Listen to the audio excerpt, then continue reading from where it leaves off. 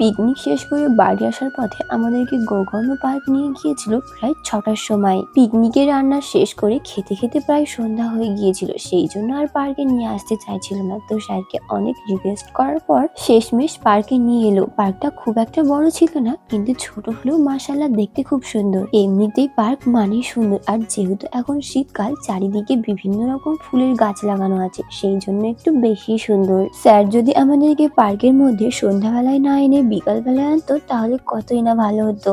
যাই হোক, অতিরিক্ত লোভ করা ভালো না। সকাল বিকাল বা রাত যখনই হোক নিয়ে তো এসেছে, এটাই অনেক। পার্কের মাঝে ছোট একটা ঝিল আর চারিদিক দিয়ে রাস্তা, এই সৌন্দর্যটা যদিও বা আমার এই পচা ক্যামেরায় বোঝা যাচ্ছে না।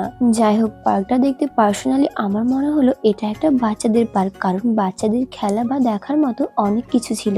তো তোমরা কে কে এই গোকর্ণ পার্ক দেখতে এসেছিলে আমাকে কমেন্ট করে জানাবে।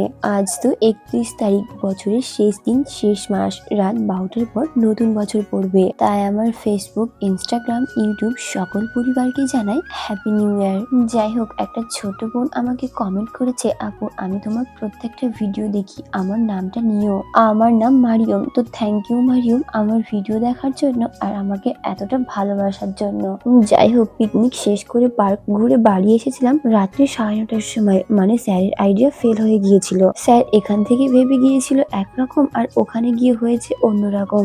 তো আজকের মতো টাটা। ভিডিওটা ভালো লাগলে ইউটিউব চ্যানেলটা সাবস্ক্রাইব করে দিও।